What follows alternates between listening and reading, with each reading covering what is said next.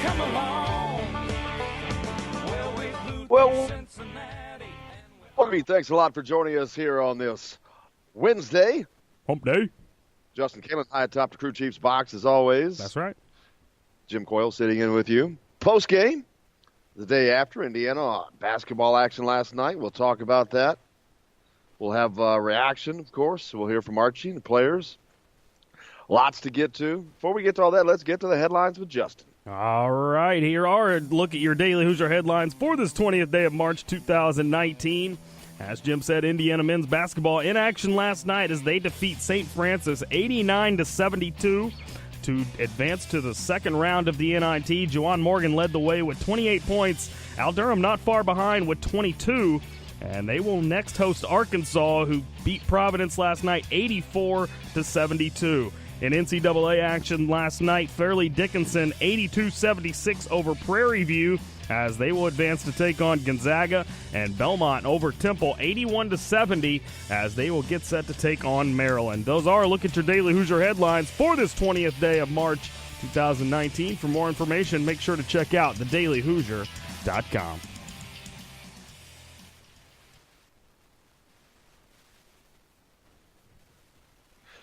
Welcome back to Indiana Sports Beat. Thanks a lot for joining us. As I said, big action last night. Simon Scott Assembly Hall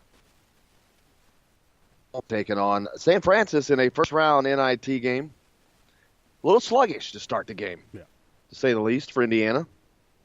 As a matter of fact, at halftime, they were down, I think, 40-34. Yeah, that's right. Yeah, there you go. In the second half, St. Francis scored 32 points. Indiana scored 55. They put it into overdrive.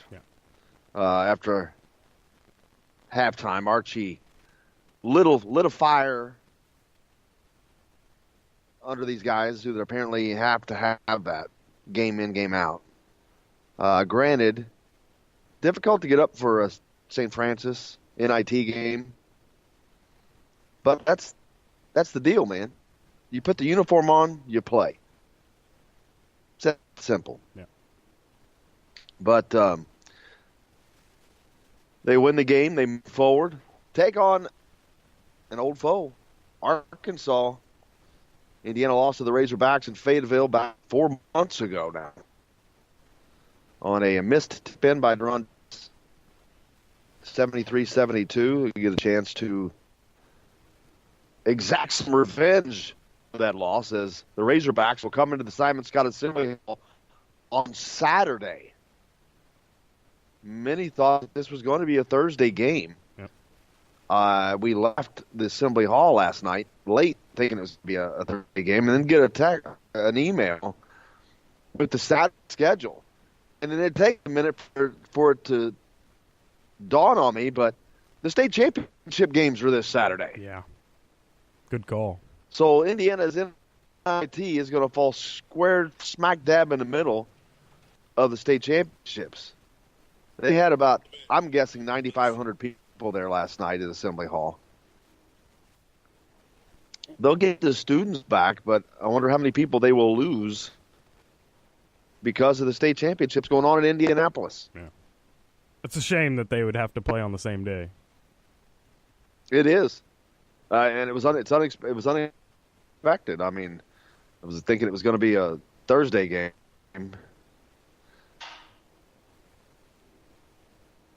But it is what it is. Yeah.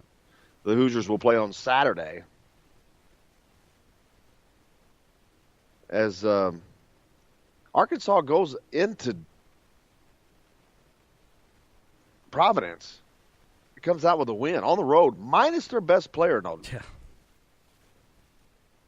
I went to bed last night thinking, well, I'm going to wake up, Providence is going to win by 8-10 points.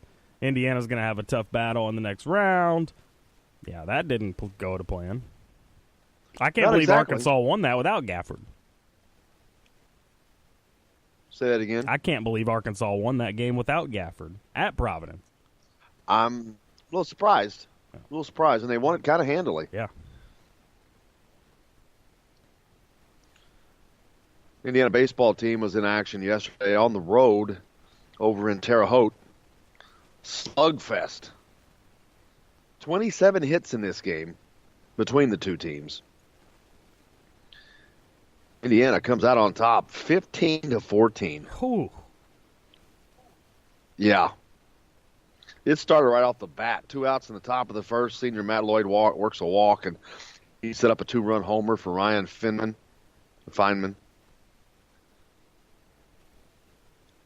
They got another home run from Drew Ashley. A true freshman, Grant Richardson. There were a lot of hits going on yesterday. Up to 12-8 now. You're into baseball? Yeah, 12-8. The Hoosiers return to the BART this weekend to host the Iowa Hawkeyes in a Big Ten matchup. Hopefully I'll be able to get out to the BART, check that out. You got a busy weekend planned. Yeah, well, you know. Par for the course. Par for the course. But it is going to definitely affect my plans. I had planned being in Indianapolis for the state championship games, I should say. A couple of those I was really interested in seeing. Yeah. I mean, to be honest with you, I think all the games are going to be good. The 1A game, we talked about this yesterday. Culver Academy and Bar Eve. I saw Bar Eve play, big team.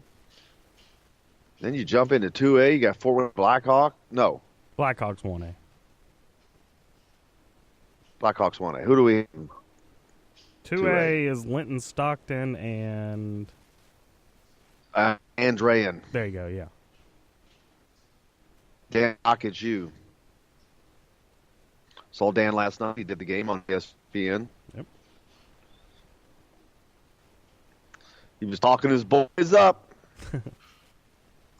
The 3A game will be spectacular between Culver Academies and Silver Creek. Trey Kaufman, an IU prospect. Youngster. He's only, a sophomore? Yes, sir. And then, of course, in the 4A game, you've got Ben Davison and Carmel. Mr. Malloy heading to Butler. DeJuan Jones heading to Ohio State to play football. That's going to be an intriguing matchup between those two. Yeah. But I'll be honest with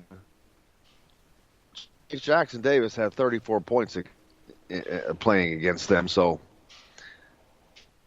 he's pretty mobile. Yeah. Trace Jackson is. Trace Jackson move with the ball. I'm not sure about Malloy. He's a bigger dude. But he's a bigger dude. So Did they say last night what time the Indiana game would be on Saturday?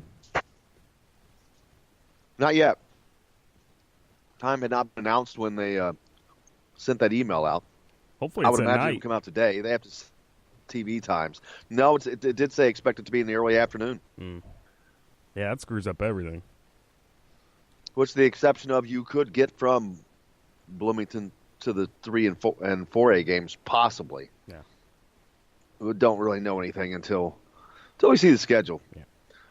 Hey, make sure to like or follow us on Facebook if you don't catch the show live, which you can do on Big X Sports Radio, 1450, 96.1, or on 97.7 The Ref in Evansville. You can find us wherever you find any podcasts. Apple Play, iTunes, iHeartRadio, Spotify, Google Play. You can find us daily at thedailyhoosier.com, IndianaSportsBeat.com, or at thegruelingtruth.net. Of course, you can follow me on Twitter at Jim Coyle ISB. Hit us up on the text line, 812-269-6367, just like Joker did. He said the Reynolds player of the game goes to Coach Archie Miller. That technical was needed as bad as that dental appointment that Justin hasn't made yet. Boom. I need you on the rim shot thing. You know what a rim shot is? Yeah. Of course you don't. I think I have You one. do? I do, yeah. We've talked about this. I think I have Yeah, one in that's our... right. Exactly. But Hit us up on the text line if you wish, 812-269-6367. Matt Weaver from Peaks.com will be along. We'll talk a little football. We've gotten away from that. Then either, I'm not sure who we're going to be talking to basketball-wise. We'll either get Lance on or talk to Todd, maybe, Todd Leary. Let's talk about last night's game. We'll wait till tomorrow to preview, or maybe even Friday to preview the Arkansas game. I thought we were going to have a quick turnaround where we would just come in today, talk about tomorrow's game.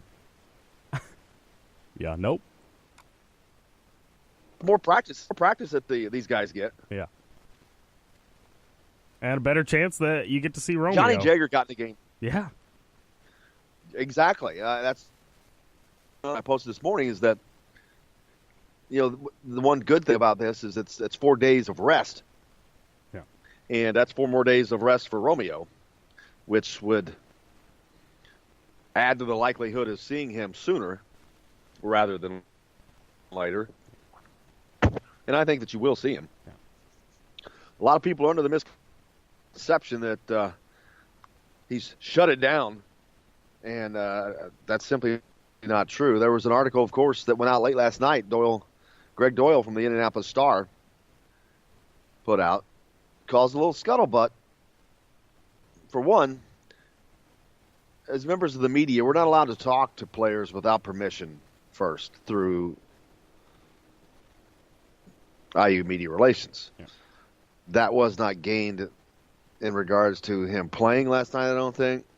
And then there was a conversation had with Tim Langford during the game, which again was over the line. It was done. I don't think it was done with permission, is my point, which that's not for me to say. I couldn't care less. But it matters because we all play on the same playing field. We don't talk to people. I'd love to be able to walk up and ask people questions. Can't do that. You're not supposed to do that. It's protocol, proper protocol. That wasn't followed, so that caused a little problem. Now, as far as what Doyle said, I can't say that I disagree with a lot of it. Yeah. I can't say I disagree with any of it, to be honest with you. I mean, he went out of his way, I think, to say in the article, hey, man, I really like Romeo, and I'm not this is my thought. It's his opinion. Yeah. Well, that's what he's supposed to do, man. He's a columnist. He shares opinions, writes stories. That's what they do. That one was a little aggressive. It's like we talked about with Bob Kravitz. I mean, you may or may not agree with it, but that's their job. At the end of the day. To a degree.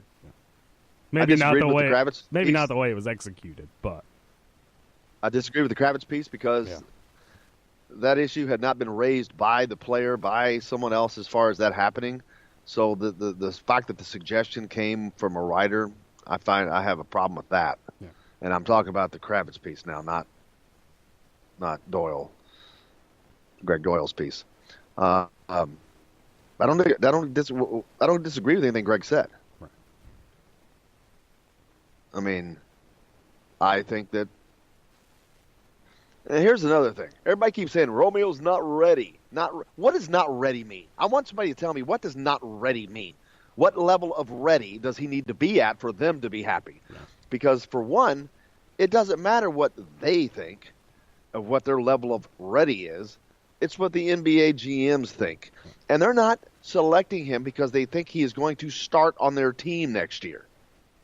They're not selecting him because they go, oh, wow, this guy's ready to play in the NBA. I got to have him. That's not the case. They see him as having great potential that a year, 2, 3 years from now, he's going to be a good player, a very good player. And they're going to acquire his services because they see that potential. That's how they see it. For what it's worth, Draft Express came out with a mock draft yesterday, and Romeo was all the way down to 10. That's a big part of the article. Yeah. On how his draft stock has slid. Yeah. And I saw there was another big piece on talking about how Indiana has wasted him. Really? Okay, how to waste him? What did they do to waste him? I'm going to get into this in the next segment. We'll continue talking about this. So, you know what that means, Justin? That's break time. It's break time, and we'll go into the next break. Cool. No replay. All right, guys, we'll be back with more here on Indiana Sports Beat. Stay tuned. We're coming back right after this. Watch me do the Humpty Hump. Yeah, that's the break, y'all. Let me that bass groove right here. Hello, everybody. Jim Coyle from Indiana Sports Beat. When I'm not covering the Hoosiers, you can find me at Bubba's 33 in Clarksville, located on the northeast corner of I-65 at Veterans Parkway. Bubba's 33 has hand-tossed pizzas, bold burgers, and ice-cold beer from a select list of local craft brewers. An incredible food selection, all made fresh daily. Whether you're meeting the team for that post-win meal in the family dining area or meeting friends for happy hour to watch the game on one of Bubba's 50 TVs. Bubba's 33 in Clarksville. Pizza, burgers, beer. We all want a winning smile for those championship photos, and that's exactly what you will get at Reynolds Family Dentistry in Sellersburg. Reynolds Family Dentistry has been serving the dental needs of Hoosier families for over 30 years. Let Doctors Roger and Jay Reynolds take care of your family. Just off of I-65 at 809 South Indiana Avenue in Sellersburg. Call 812-246-3368. That's Reynolds Family Dentistry, 812-246-3368. Many medicines used to treat colds and flu contain acetaminophen, a pain reliever and fever reducer found in hundreds of over-the-counter and prescription medicines. But taking too much or more than one medication containing acetaminophen per day can damage your liver. So always read the label and don't take acetaminophen if you drink 3 or more alcoholic drinks every day. To learn more, visit fda.gov/OTC pain info. A message from the U.S. Department of Health and Human Services Food and Drug Administration. This is Jim Coyle with Indiana Sports Beat. And I'm Justin Kalen with Indiana Sports Beat. Justin, what's your favorite show? It's got to be Indiana Sports Beat, but I'm not ever sure where to find it. Well, you can always like and follow us on Facebook. Always follow the show rebroadcast on iTunes, Google Play, iHeartRadio, Spotify. TheDailyHoosier.com is a great place to sign up for each and every day. Or, of course, on Big X Sports Radio, 1450, 96.1 WXVW in Southern Indiana, and 97.7 The Ref in Evansville.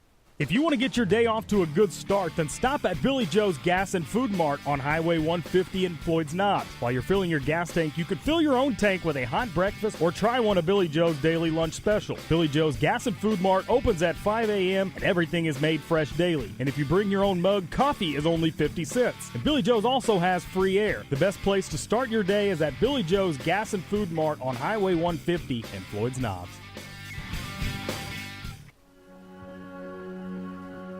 All across the country, people are coming together to speed up what we can learn about health. The All of Us Research Program is calling on 1 million people to join us as we try to change the future of health. For your family, for future generations, for all of us. Visit joinallofus.org and find out how you can become one in a million.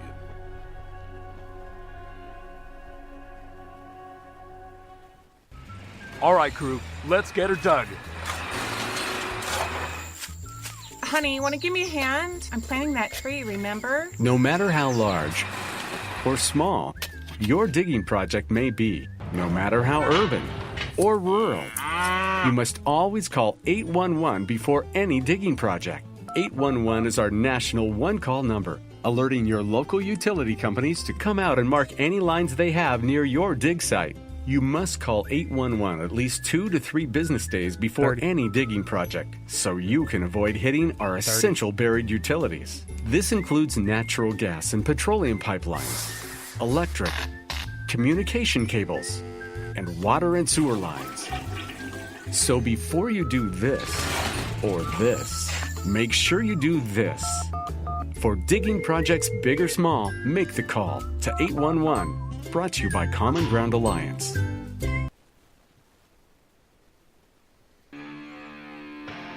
This hour of Indiana Sports Beat is brought to you by Bubba's 33 in Clarksville. With hand-tossed pizzas, bold burgers, and ice-cold beer. Bubba's 33 in Clarksville. Pizza, burgers, beer.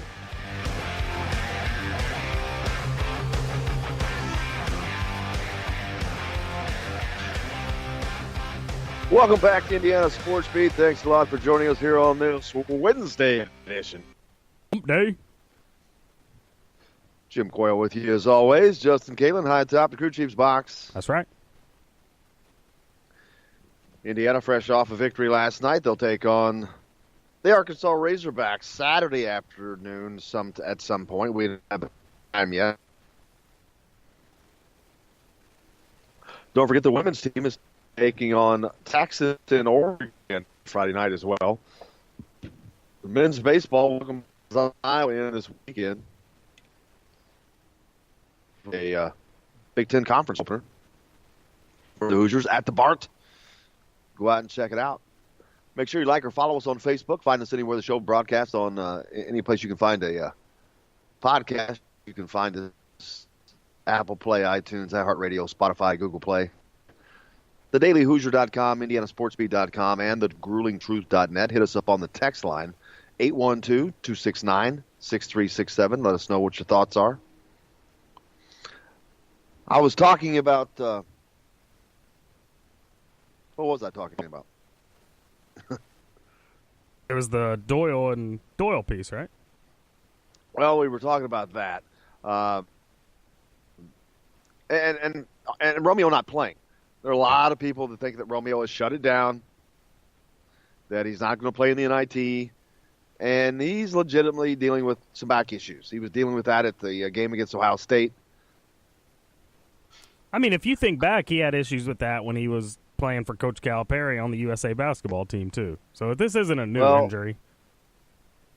No, and it's not. It's legit. When we were in the locker room up in Chicago afterwards, there was a point where he was answering a question, and I saw him wince. You get that pain you get when you move a certain way. Oh, yeah. Get him all the time. I saw that. And so I think this is legit. You'll see him in the NIT. I truly believe that. Yeah. As long as Indiana wins. I don't know that he plays Saturday, but because it's 4 days away, he very well might. Now, I have no idea. I'm not making a guess.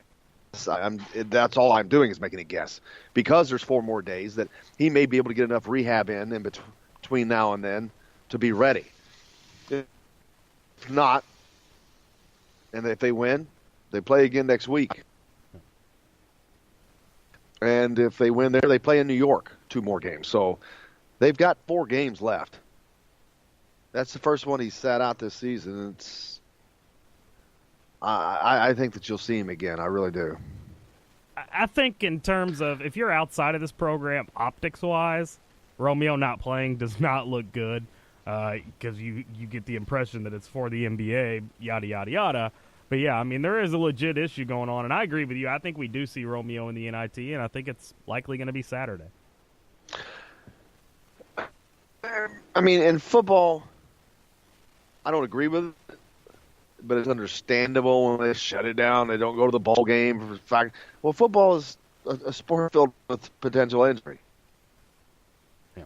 Basketball doesn't happen that often. Not that it can't happen, but it can happen walking down the street. It can happen like Teddy Bridgewater's injury when he was playing for Minnesota and was just non-contact deal, dropped back, boom, blows his knee out.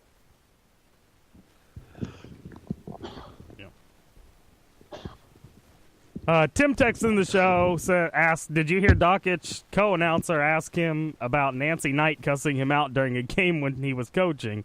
It was funny because he kept asking about it. I did not see that or hear that. I didn't. I mean, I don't get to hear that stuff. You know my favorite moment from last night, though, and you probably didn't see it because unless they maybe showed it on the big board, but you briefly mentioned Johnny Jager coming into the game. He gets fouled, goes to the free throw line, camera's right on his face. He looks over at Clifton Moore, does a little licks his lips a little bit, and then winks at Clifton Moore like, I got this, don't worry, and then promptly knocks down both free throws. It was really funny. And do you know, that was the first points that he has scored as an Indiana Hoosier? That's awesome. Good for Yeah, him. it surprised me a little bit. I'm very happy for him. Senior going out. What could have been his last game. Yep. Obviously, he wouldn't have been in if it was his last game, but good for him. Everybody got in last night. Clifton, you mentioned Clifton Moore. Demezy Anderson played. Evan Fitzner played 8 minutes. Blackman was in there for a minute. Always nice to get everybody in. Deron Davis only played 10 minutes. I don't think he was feeling that well. So, hope to see him back. But how about Al Durham? 22 points on 9 of 15 shooting. Yeah, he was big. He was knocking down some shots last night, man. He had become Mr. One for. He was 1 for 5, 1 for 6, game after game after game. And how about Devontae Green plugging along? Continuing to Not shoot a great well. shooting percentage last night. 4 of 13, 3 of 8 behind the arc. 12 points for him. Jawan Morgan, 28 big ones, man. How about a nice night? 10 of 13. He was roaming the paint. Yeah. Drawing free throws with 8 of 11 at the free throw line. Indiana did not shoot the ball well again at the free throw line. 56%. It's just not acceptable, man. Yeah. Demezy Anderson misses 2. Al Durham, no, that's 3-pointers. My bad. You're bad. Who did all this? I'm looking. Oh, your boy Justin Smith. 0 for 4 at the free throw line. Not good. No. He's a 50% free throw shooter at best anyway. It's terrible. I did like the way he played last night, though, in that second half especially. I mean, he was controlled. He had a couple nice drives to the rim. Ends up with 10 points, 9 rebounds. That's a pretty solid line. Only took 1 3. 1 3. That's pretty good. What? It's 1 3 too many. Knew that was coming. I'm not kidding. I know it. There's no circumstance in which he should be shooting the 3-point unless the ball falls out of somebody else's hands. There's 1 second left, and they're behind by 2 points. By 3 points, really, rather. He should never, ever shoot a 3-point shot. Justin Smith's job is not to shoot 3-point shots. He cannot shoot 3-point shots. He is a 20% shooter. Why would he ever shoot a 3-point shot?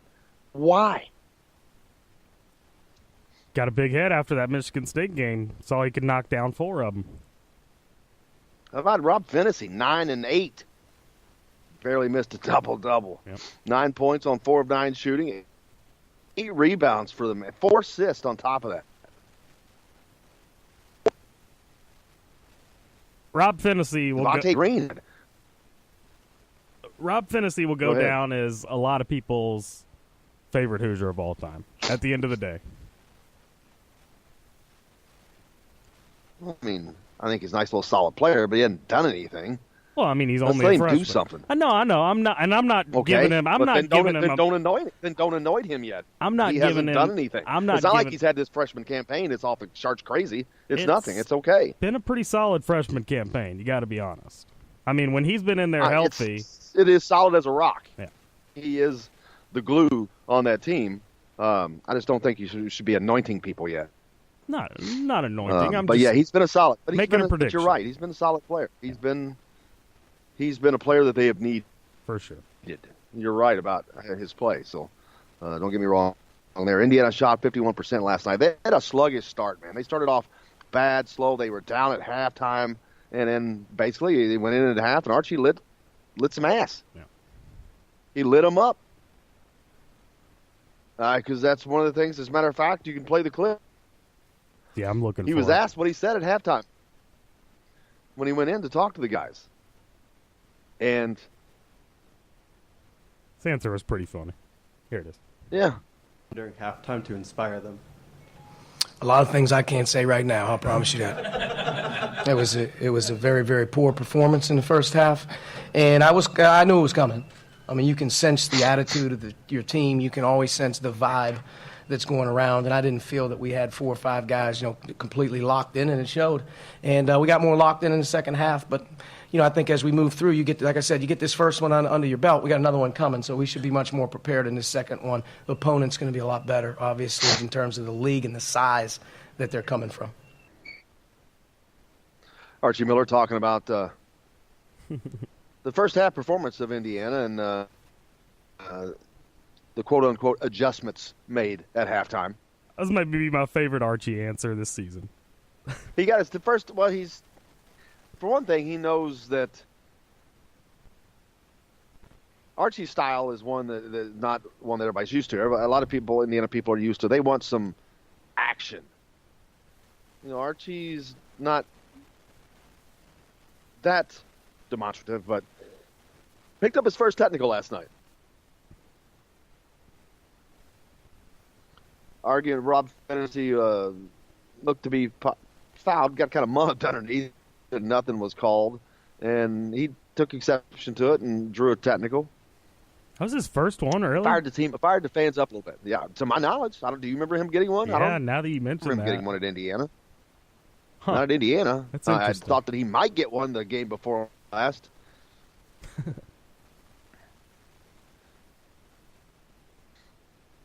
That's interesting. But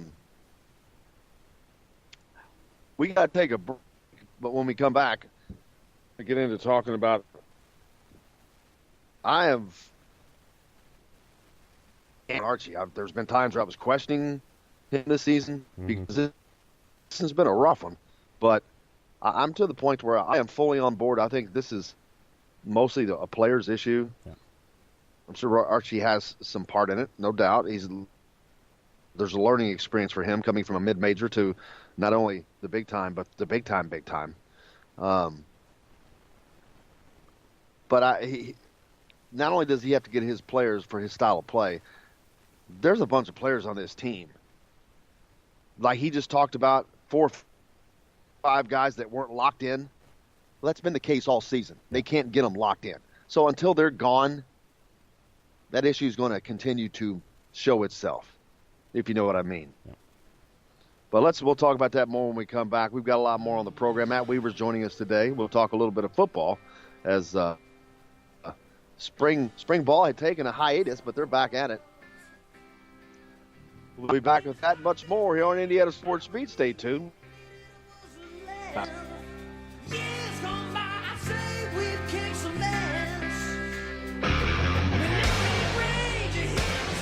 Hello, everybody. Jim Coyle from Indiana Sports Beat. When I'm not covering the Hoosiers, you can find me at Bubba's 33 in Clarksville, located on the northeast corner of I-65 at Veterans Parkway.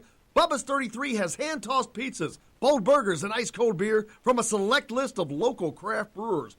An incredible food selection, all made fresh daily. Whether you're meeting the team for that post-win meal in the family dining area or meeting friends for happy hour to watch the game on one of Bubba's 50 TVs. Bubba's 33 in Clarksville. Pizza, burgers, beer. We all want a winning smile for those championship photos, and that's exactly what you will get at Reynolds Family Dentistry in Sellersburg. Reynolds Family Dentistry has been serving the dental needs of Hoosier families for over 30 years. Let Doctors Roger and Jay Reynolds take care of your family. Just off of I-65 at 809 South Indiana Avenue in Sellersburg. Call 812-246-3368. That's Reynolds Family Dentistry, 812-246-3368.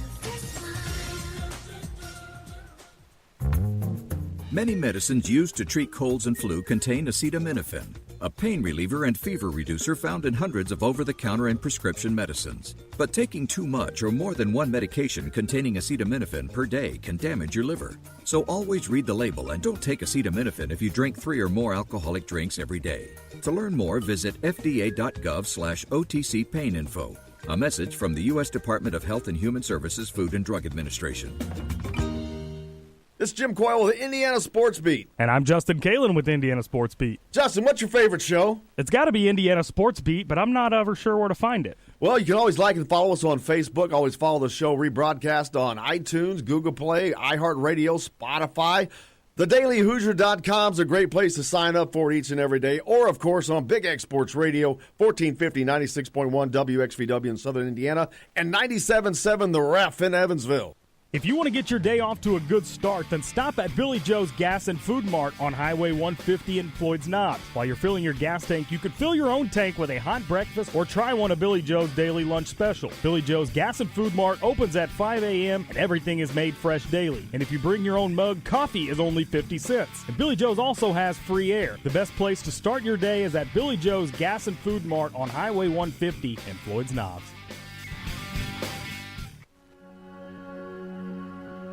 All across the country, people are coming together to speed up what we can learn about health. The All of Us Research Program is calling on 1 million people to join us as we try to change the future of health. For your family, for future generations, for all of us. Visit joinallofus.org and find out how you can become one in a million.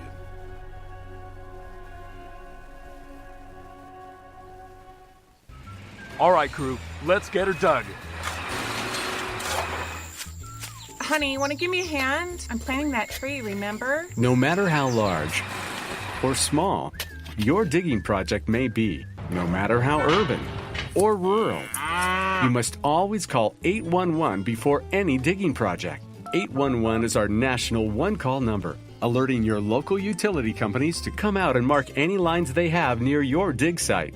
You must call 811 at least 2 to 3 business days before any digging project, so you can avoid hitting our essential buried utilities. This includes natural gas and petroleum pipelines, electric, communication cables, and water and sewer lines.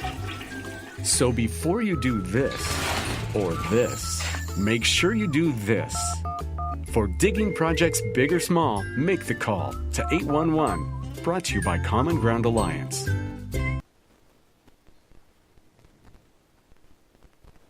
Uh-oh. Guess what day it is? Guess what day it is? Huh? Anybody? Julie, hey, guess what day it is? Oh, come on, I know you can hear me. Mike. What day is it, Mike? Leslie, guess what today is? It's hump day. Woo-woo! Hump day!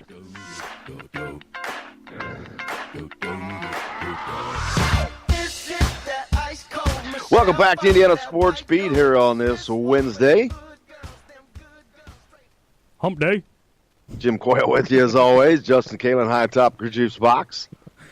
I always know when the awkward pause comes, I miss something. Yeah.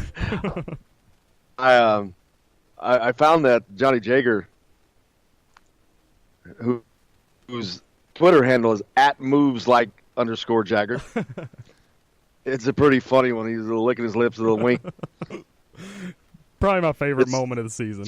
Well, it's a GIF. He's got it as a GIF, man. It's on a loop. It's just on a loop. Him licking his lips and winking, licking his lips and winking. And Jake Forrester retweeted it. That's awesome. Yeah, it's good to see him having fun. Yeah. Women's program. Also, I see a tweet that they have landed in Oregon. Eugene. That's pretty crazy. They sent both Indiana and Texas to Eugene. It's a long way to travel. Yeah, but a lot of people get shuffled out west. Yeah. Especially when you're on the bottom side of the totem pole. And Indiana's, they're on the bottom part of the totem pole. They're kind of new. New to the NCAA party, at least. But from the way things have been going, it doesn't seem like that's going to be the case in the future. They'll probably be making frequent trips. As a matter of fact, I'd say next year, they've only been 5 times in the program's history. I'd have to have Justin look it up to see if they ever made it back-to-back. One moment, please. Because they are definitely, without a doubt, will make back-to-back appearances in the NCAA tournament next season. What are you playing? Turn that music off. Tim, calling into the text line. He's got to stop. Can't do it, Tim. Oh, my gosh. Can't turn that down, turn it off, something? I got it off. See what he caused me to do, Tim? Had to turn off Had to cut off the whole But internet. speaking of the text line, hit us. Don't do that. Jay texts in, I know the haters are going to run with the comment that Archie made about the team not being ready, but I think that says more about the kids than it does about him. Totally agree, Jay. It does. You think that Archie hasn't... You think this is the first time Archie has said you need to play? Yeah. First of all, you shouldn't need to be told to get up. Especially when you're coming off of a game that where your tournament life depended on it and you lost because you didn't come to play. Because you're on the tournament bubble because of too many times this season you didn't come to play. I firmly, without a doubt, and I was alluding toward this in the last segment, I am firmly behind the fact that this is a mainly players' issue. Archie did not forget how to coach. Now, I'm sure that Archie has a learning curve to go through. I don't disagree with that. But it's not like going from the first grade to a senior in high school. He knows what he's doing. Definitely. It's going to take a culture change. This team needs, you heard Don Fisher on here Monday talk about in jest, but at some point he was thinking this team needed a psychiatrist. He's not far off. This team is it's a group. It's certainly a collection, man. You don't have any toughness on this team. You don't have any natural leaders on that team. You don't have any floor leaders on that team. And that's not Archie's fault. And the Indiana women... You know, I got... What? Real quick, Indiana women went back-to-back in 94-95. Perfect. Well, damn it. 5 times ever in the history of the program, they've already done a back-to-back thing. Well, they're going to do it again next season. Mark my words. Yep. But, you know, I slipped through the gamut on Archie this year. I mean, a lot of people have questioning. Well, because it was so unbelievable how the pendulum swings on this team. It was so nuts. You're like, okay, there's got to be something here. Now, like I said, he has a learning curve, no doubt. I think there's things that he's still learning. I think he'd be the first to tell you that. But he's not the reason that these guys are not coming out and playing. This is the softest team I've ever seen in my life. He said the same thing a long time ago. Yeah. Several times this season. And you see that on the court. You see them not come out to play. Everybody sees this. I do not blame Archie for that. I don't. This is a needed culture change. This team needs a lobotomy. They've got a lot of talent. But, man, oh, man, it's tough drawing it out of some of these guys. Yeah. It's tough drawing the effort out. Travis texted in, y'all say did I say the attendance number? I'm guessing it was 9,500. And I did not see the Texas game. He said it looked like a couple hundred fans there. Wow. Well, that's what you get in these NIT games, man. Especially in a football state like Texas. But then the funny thing is, truth be told, look at the NCAA first-round games. Those games won't be attended as well as IU's game last night. Yeah. Because those games are on neutral courts. Like you just talked about Indiana and Texas being in Oregon in the women's NCAA. How many Indiana fans do you think is going to be at that game in Oregon? Yeah, or Texas fans for that matter. Exactly. How many? Not as many as was in Assembly Hall last night, I can promise you that. No. Well, I mean, the women's tournament as a whole averages less fans, but still, yeah, even if you turn your attention to the men's tournament, there's going to be first-round games that don't get 9,500 there, too. Exactly. You watch how many first-round when Auburn is playing in Oregon, nobody in Oregon cares about Auburn. Right. And I'm just using Auburn as an example. You could insert any team you like. But anyway, I'm going to get back to the Archie thing. I ran the gamut on him. There was a time this season where I was questioning his, but with good reason. I think it was some of the mistakes that he made, one of which was waiting too long for it to be a quote-unquote deal breaker. It should not have lasted until Minnesota for that to be a deal breaker. That was what, the 10th loss out of 12? I think so, yeah. That should have happened way before that.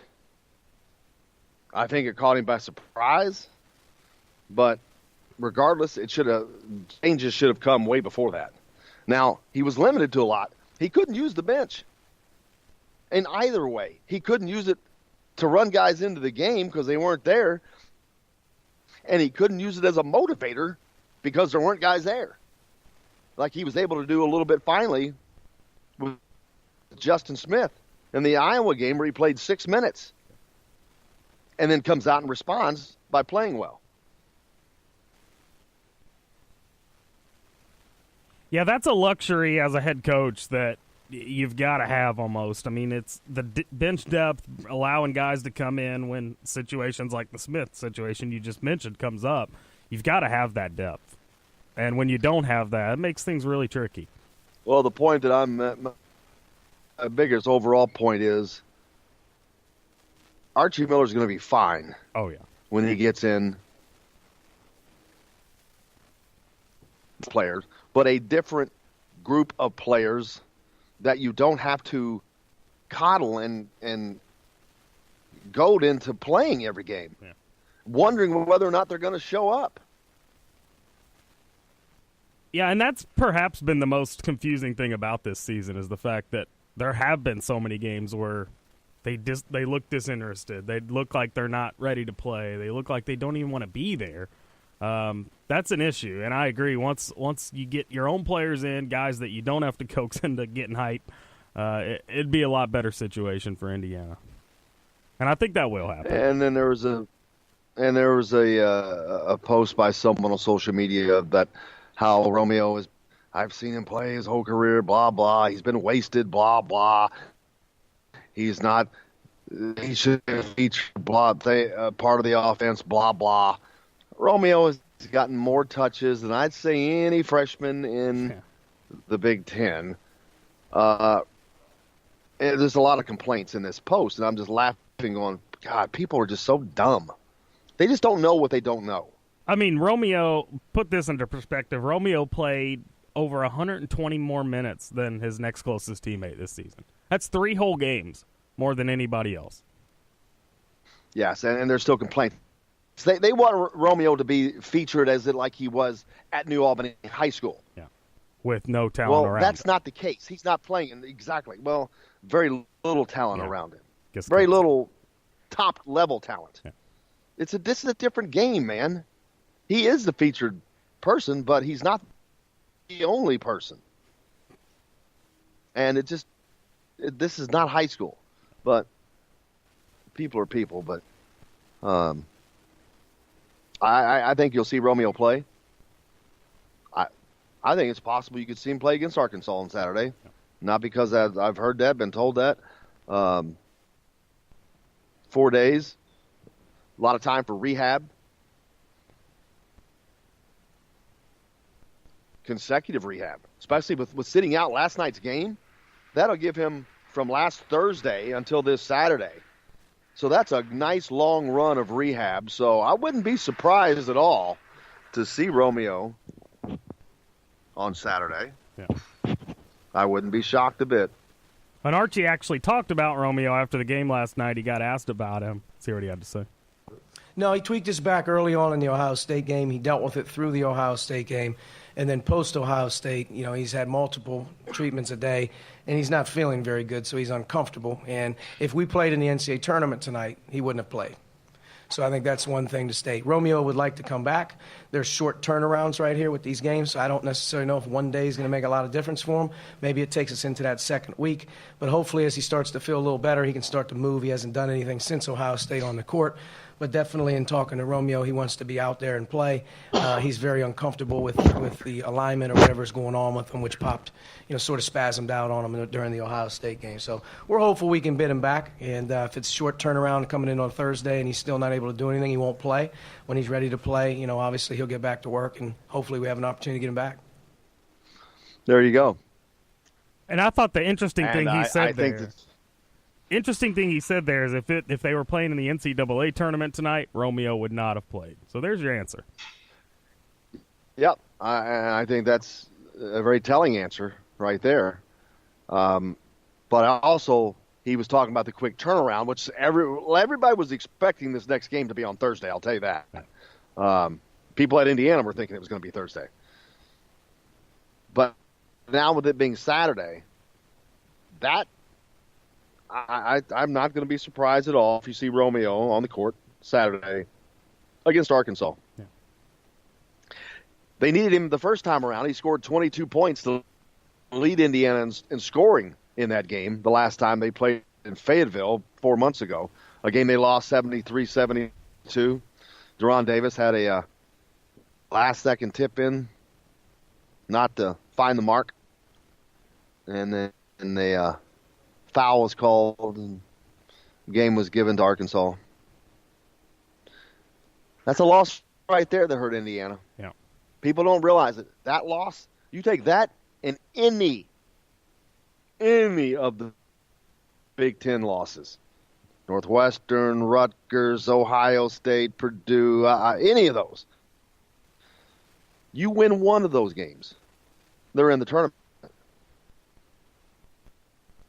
Yeah, and that's why on Saturday I don't anticipate seeing the team come out of the gates like we saw last night. I mean, it's a chance for revenge. A team, if they really go back in the memory banks and think about it, Arkansas, perhaps the team that kept them out of the tournament or one of the many, but that's a game that they let slip away. The revenge factor alone should have these guys coming out of the gates hot.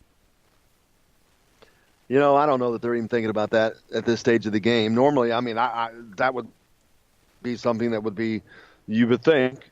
Yeah. But it's been so long ago, and it's not, and it's a team that they don't play.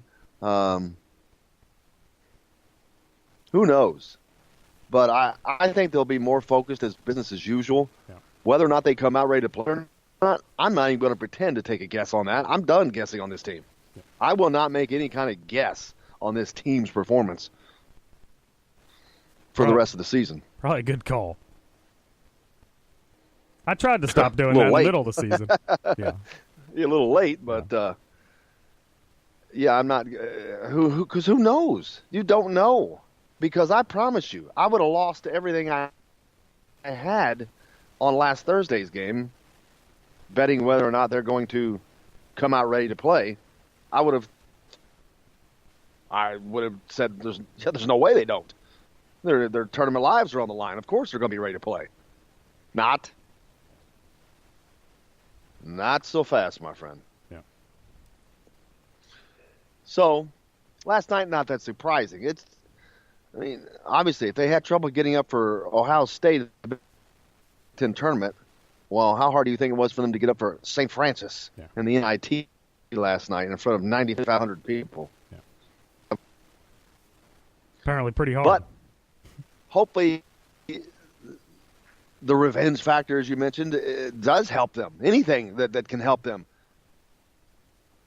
energize themselves, a benefit. And I think that it definitely will be mentioned. I mean, there's no way you don't. You play a team that beat you. There's no way you don't know it. Now, Arkansas is without their top player. Didn't slow them down against Providence last night. As they handily win that game on the road, no doubt, scoring 84 points, too, along the way. Good Not showing. a bad night.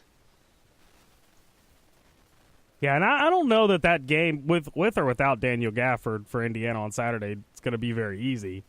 But especially if If Promise you it won't be easy. If Arkansas could keep playing like that without Gafford, it's kind of scary. It's going to be that game's going to be tough. They gave Indiana all they wanted because they came in playing with a purpose, if you recall. Yeah. Throwing it down, dunking, blocking, just energy, jumping everywhere. In Indiana, I'm like, whoa, hello, come on, guys. Yeah. They didn't have that energy then, and they've never had that kind of energy this year. Indiana hasn't. If Arkansas comes in with that kind of energy again, Indiana's going to be in trouble. Yeah, agreed. We got to take a break. We got a lot more coming up on the program. In the next hour, Matt Weaver will join us. We'll talk some spring football. We'll talk some more basketball as well. Stay tuned. Indiana Sports Beat back with more right after this.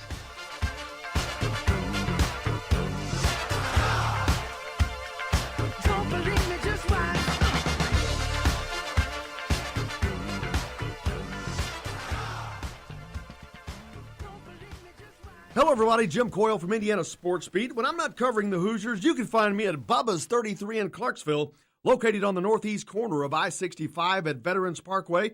Bubba's 33 has hand-tossed pizzas, bold burgers, and ice-cold beer from a select list of local craft brewers.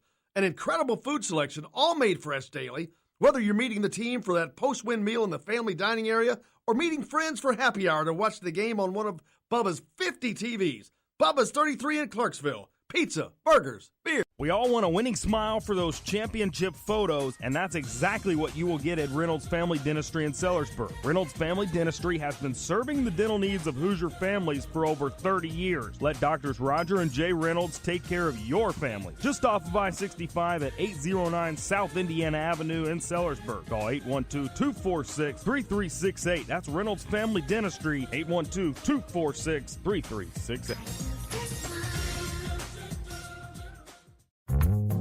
Many medicines used to treat colds and flu contain acetaminophen, a pain reliever and fever reducer found in hundreds of over-the-counter and prescription medicines. But taking too much or more than one medication containing acetaminophen per day can damage your liver. So always read the label and don't take acetaminophen if you drink 3 or more alcoholic drinks every day. To learn more, visit fda.gov/OTC pain info.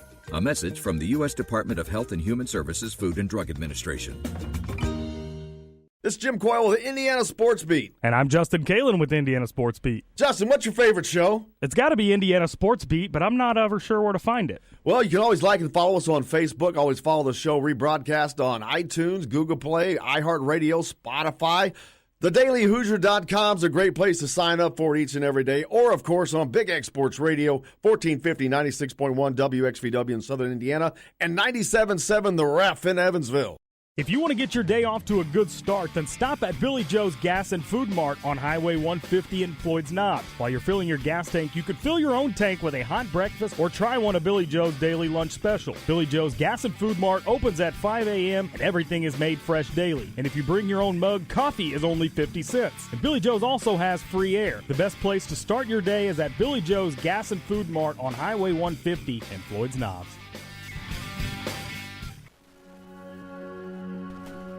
All across the country, people are coming together to speed up what we can learn about health.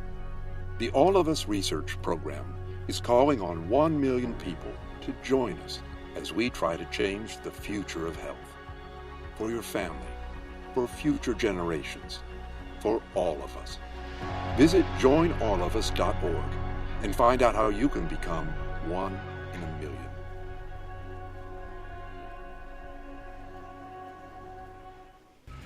All right, crew. This hour is let's brought get to you it by done. Sweetland Waste and Removal Service, a homegrown company serving Honey, Southern wanna Indiana give me a since hand? I'm planting that 1995. tree, remember? No matter how large or small your digging project may be, no matter how urban or rural, you must always... Well, we're coming to your city. We're gonna play our guitars and sing you a country song. We'll all be flying higher than a jetliner. And if you want a little bang in your yin-yang, come along. Well, we blew through Welcome along to Indiana Sports Beat. Thanks a lot for joining us here on this Wednesday. Justin Kalen, high top, the Crew Chiefs box. That's right. Jim Coyle joining you as always. here. Thanks a lot for taking us along wherever you're going, whatever you may be doing. We appreciate you taking Indiana Sports Beat along for the ride.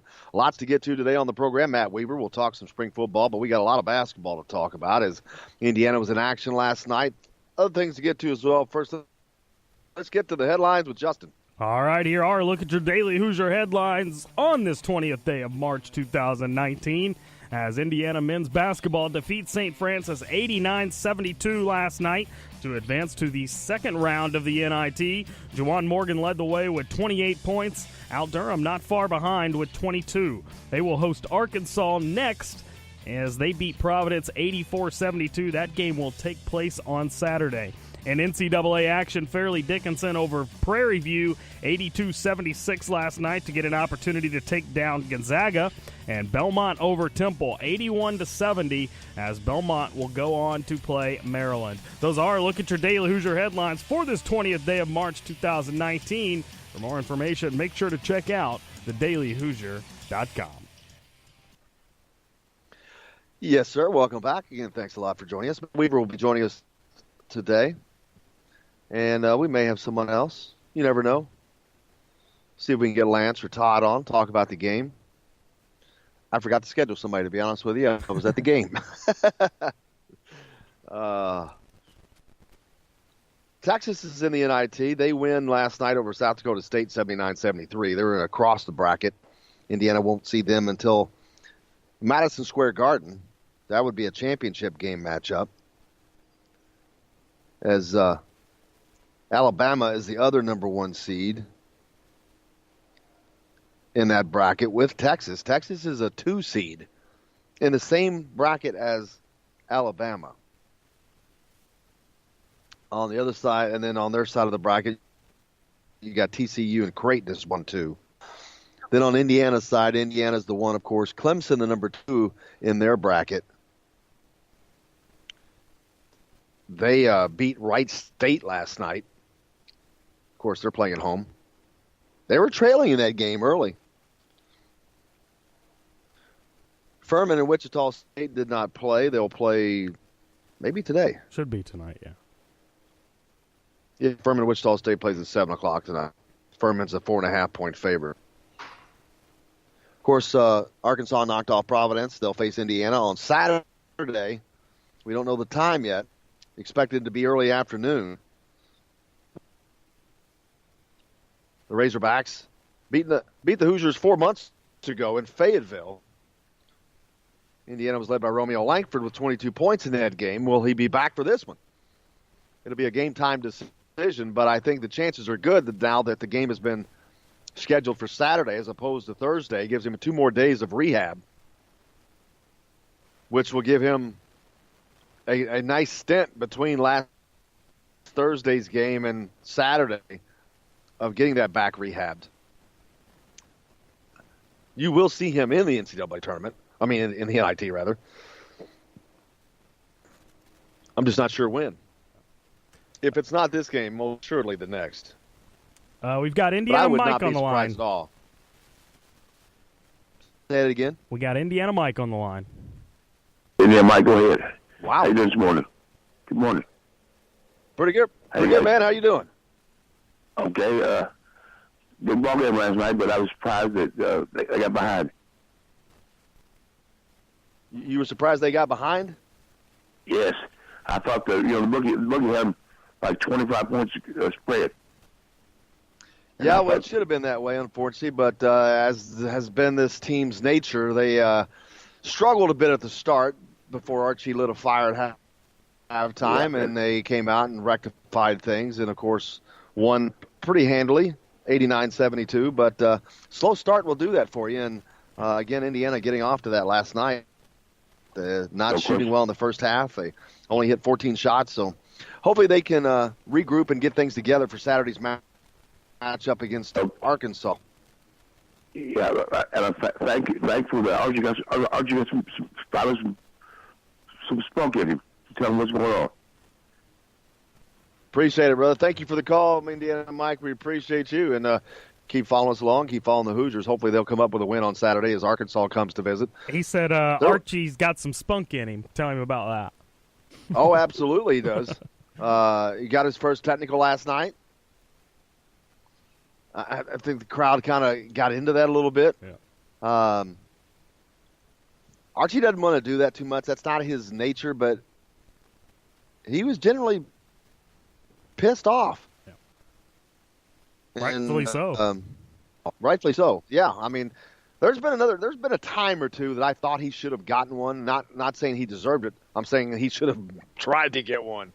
There were a couple of occasions, and he didn't really go out of his way to try last night. He wasn't trying to get a technical. I don't think it was what he said. I think it was because he was just being demonstrative a little bit too far out of the box, outside the coach's box. But thanks a lot for the call, Indiana Mike.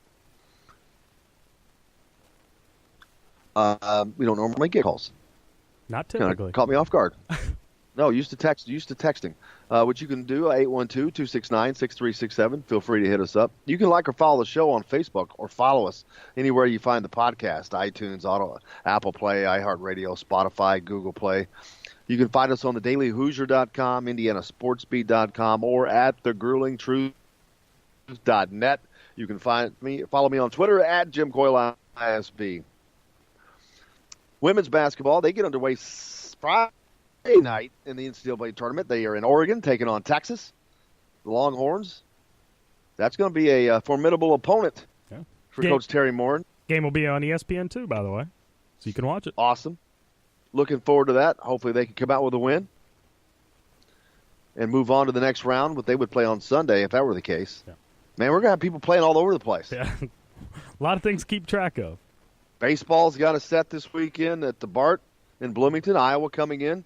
Open up conference play. All kinds of stuff going on. Hit us up on the text line, 812-269-6367. Bill did that. He said Arkansas went 10 of 20 from 3 versus, I think that meant against Indiana the first time, versus 3 of 23 for Providence. I think that was last night. Yeah. Yeah. They went 10 of 20 versus 3 of 23 for Providence. Yeah, that obviously, if Providence is shooting that 23 times, that's probably a part of their offense.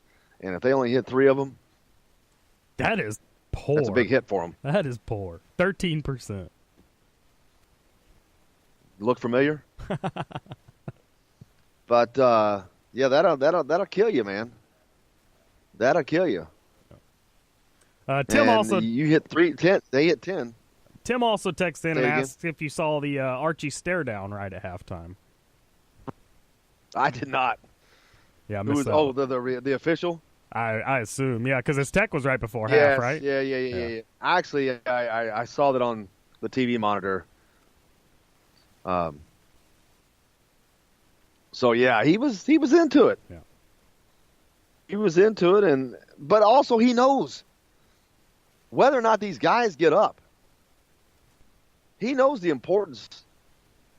He knows that although it's St. Francis, this is a very important game for Indiana. They have to win that game. You cannot lose at home to St. Francis in the NIT.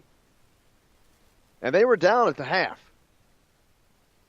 So he knew he had to light a fire, and he did just that. Yeah. But I'm sure he's tired of having to do that. And again, that will change with the change in culture. It's gonna be a change in time.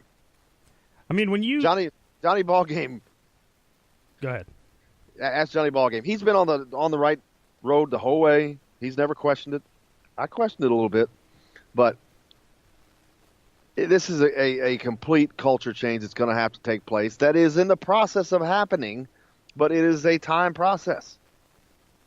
That's just it. I mean, people can complain all they want. They can say that this or that or talk about the offense. It doesn't matter. It's players. It's about players. And it's about having the right players, and they do not have the right players for what is needed now. And when you become a head coach in Division I basketball, you go in with the understanding that you've got a lot of jobs to take care of, but motivating your team to be ready to play should never be one of them, right? That's not one of those. You shouldn't have to. Right. Now, sometimes you do have to do that. Yeah. It happens, and I understand that. This team is not a sometimes team. It's most of the time. That's the problem. It's a most of the time. They don't have players that do this. That's another thing that's missing off of this team. That's the reason for the issue. Yeah. You don't have a Dane Fife, a Michael Lewis, a Tom Coverdale. Those guys that just would get in your lunch if you need it. They don't have that. And it shows. Yeah. It hurts. It hurts this team. Archie doesn't need to be the whipping guy every day. You need to have someone on that team, one of their peers, do it as well. I don't think they're getting that. I just think this is a young team. There's a lot of youth. There's inexperience. There's a great deal of softness to this team. And again, some of that will change with time, but the bulk of it will only change with change over time, in my opinion, which is worth a nickel. Wow. But it is what it is. My thing is, because you talk about who's been leading and the peers holding each other accountable. I think for the most part, Juwan Morgan's done a nice job at that this season, but Juwan Morgan isn't a natural leader. He's kind of had to morph into that. So could you ask for more from Juwan in terms of holding guys accountable? Yeah, absolutely. Well, Juwan Morgan leaves this year. Who's going to be that guy next year that steps up and replaces Juwan and perhaps can be that big, loud vocal leader that they need? I say it's probably going to be Deron Davis or Devontae Green, of all people. Yeah, I would likely agree. Archie met with the media afterwards, talked about a lot of things last night. Yeah, let me see what I got here. Want to play the importance of the NIT? How about that? No.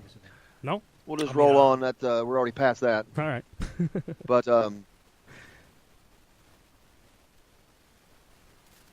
got to Lance Tummer join us to break down the game last night. We'll talk about what his thoughts are with his team if they have progressed. He's been on with us several times this year talking about this team. I was going to throw that at you during break as a little surprise. Well, dang it. You don't have to. I beat you to it. I beat you to it. We got plenty more coming up. Yeah. Like I said, Lance Stemler's going to join us. Matt Weaver will join us. Hit us up on the text line. Any questions or comments, 812-269-6367. You guys have been killing it today. Awesome. Doing a great job. Indiana Mike called in as well. Thanks to Indiana Mike. Indiana moves forward now to take on Arkansas on Saturday. That's a team that they cannot not show up for. I don't think that they can do this, get down in a big hole in the first half against this Arkansas team because they're energetic. I think they would take advantage of that opportunity if it were presented. Joker suggests that Rob Hennessy needs to be that get-in-your-face type player. I'm just not sure that he is. I don't know that you create those. Sometimes you can, but generally they're already kind of that personality. And that personality does not exist on this team that I have seen thus far. I mean, I could be wrong, but from the optics that I see, I don't see that alpha male out there. Somebody better find it. Well, we've got a lot more coming up on the program. Like I said, Lance Stemler will join us. We'll break down the game last night. Coming up next, we're going to talk with Matt Weaver from Pigs.com as spring football resumes at Indiana. We'll talk with Matt about that as well. Stay tuned. We got plenty more coming up here on Indiana Sports Beat. Stay tuned. We're back right after this.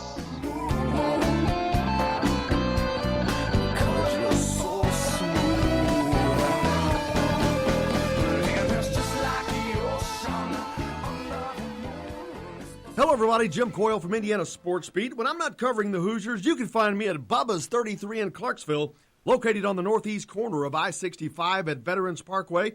Bubba's 33 has hand-tossed pizzas, bold burgers, and ice-cold beer from a select list of local craft brewers. An incredible food selection, all made fresh daily. Whether you're meeting the team for that post-win meal in the family dining area or meeting friends for happy hour to watch the game on one of Bubba's 50 TVs, Bubba's 33 in Clarksville. Pizza, burgers, beer. We all want a winning smile for those championship photos, and that's exactly what you will get at Reynolds Family Dentistry in Sellersburg. Reynolds Family Dentistry has been serving the dental needs of Hoosier families for over 30 years. Let Doctors Roger and Jay Reynolds take care of your family. Just off of I-65 at 809 South Indiana Avenue in Sellersburg. Call 812-246-3368. That's Reynolds Family Dentistry, 812-246-3368. Many medicines used to treat colds and flu contain acetaminophen, a pain reliever and fever reducer found in hundreds of over-the-counter and prescription medicines. But taking too much or more than one medication containing acetaminophen per day can damage your liver. So always read the label and don't take acetaminophen if you drink 3 or more alcoholic drinks every day. To learn more, visit fda.gov/OTC pain info. A message from the U.S. Department of Health and Human Services Food and Drug Administration. This is Jim Coyle with the Indiana Sports Beat. And I'm Justin Kalen with Indiana Sports Beat. Justin, what's your favorite show? It's got to be Indiana Sports Beat, but I'm not ever sure where to find it. Well, you can always like and follow us on Facebook. Always follow the show rebroadcast on iTunes, Google Play, iHeartRadio, Spotify. TheDailyHoosier.com is a great place to sign up for it each and every day. Or, of course, on Big X Sports Radio, 1450, 96.1 WXVW in Southern Indiana, and 97.7 The Ref in Evansville. If you want to get your day off to a good start, then stop at Billy Joe's Gas and Food Mart on Highway 150 in Floyd's Knobs. While you're filling your gas tank, you could fill your own tank with a hot breakfast or try one of Billy Joe's daily lunch special. Billy Joe's Gas and Food Mart opens at 5 a.m. and everything is made fresh daily. And if you bring your own mug, coffee is only 50 cents. And Billy Joe's also has free air. The best place to start your day is at Billy Joe's Gas and Food Mart on Highway 150 in Floyd's Knobs.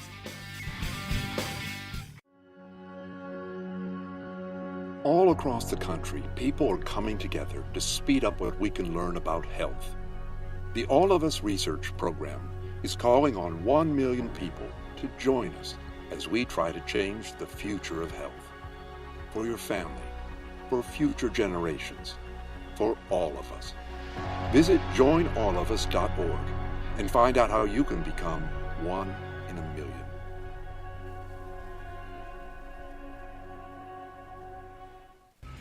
All right, crew, let's get her dug.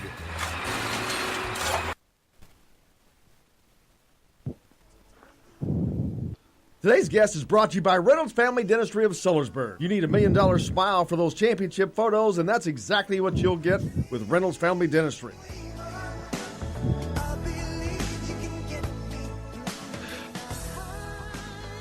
Welcome back to Indiana Sports Beat. Thanks a lot for joining us here on this Wednesday. Joined now by our good friend, Matt Weaver from Peaks.com. Matthew, how are you, sir? I'm doing fine. How are you guys? Good, good. I saw Matt last Saturday. He got to take in some basketball. We were down in Washington for the semi-state action down there. Your relative, your in-laws live down in Washington. Is that it? Is that what it was? I forget. Yeah. That my wife's family's from Washington. They live 4 blocks from the Hatchet House, so it's really easy. Just walk down to the gym and walk back afterwards, and fun seeing going to a game there, especially when it's got that kind of atmosphere. Man, it was electric. Over 7,000 people there for 2 games. It was a fun day, that was for sure. Spring football's been on kind of a hiatus, a little unusual. Spring break happened last week, but about time to kick things back off. How are things going for Indiana on that side of the ball, Ledger? It's going good. They get, obviously, the team and everybody got back as spring break ended over the weekend, and you get back on Sunday. I believe they had a team meeting, which is normal Sunday afternoon, Sunday evening. And they get back on the field. They'll start practice back up again tomorrow morning, and then again on Saturday. So those will be practices 5 and 6 of the 15 that they get. So in the first practice, there may be a little bit of guys trying to recover from spring break. Maybe that's why they move it back a few more days. It'll be good to get them back on the field and finish off spring ball and hopefully finish it off strong. Yeah, I think chugging beers and doing laps in a swimming pool in Florida probably takes you a few days to get past putting on a helmet and running up and down the football field. But looking forward to seeing them back in and practice. Are these practices this week? Or are these the early morning 5 o'clock practices? The Thursday one is the one tomorrow, and they've done that for the rest of spring, is my understanding. All the Thursday practices are, I believe, start at 5:30. The Saturday one, I think it's a 9 or 9:30 practice till about noon. And it looks like it actually works out, I guess, for the other community. It looks like IU is going to be playing their second round NIT game that afternoon against, I believe it's Arkansas. I think they won last night. So right. Should be a fun day for the media on Saturday. Well, you've also got Indiana host Iowa in baseball over the weekend, and the state championships in basketball are going on in Indianapolis. Very busy weekend in Indiana. Yep. So yeah, that's disappointing. That dawned on me last night. That email came out. It was probably 11 o'clock or so that the Arkansas game would be on Saturday, and I'm like, oh, okay. Because everyone was expecting Thursday, and it took a few minutes. Then it dawned on me, oh my God, the state championships are going on. So I had planned on actually going to Indianapolis to watch those games, but have to switch around a little bit. But football's getting back, and speaking of football, with the spring break coming, and only getting 15 practices in spring break, you can't get a lot done. But I would think with that break in the middle, kind of breaks up the continuity of what you're trying to achieve. I mean, I know what I'm talking about, but as far as offense and putting in this new offensive system, I would think it would be better if they could run those 3 weeks consecutively.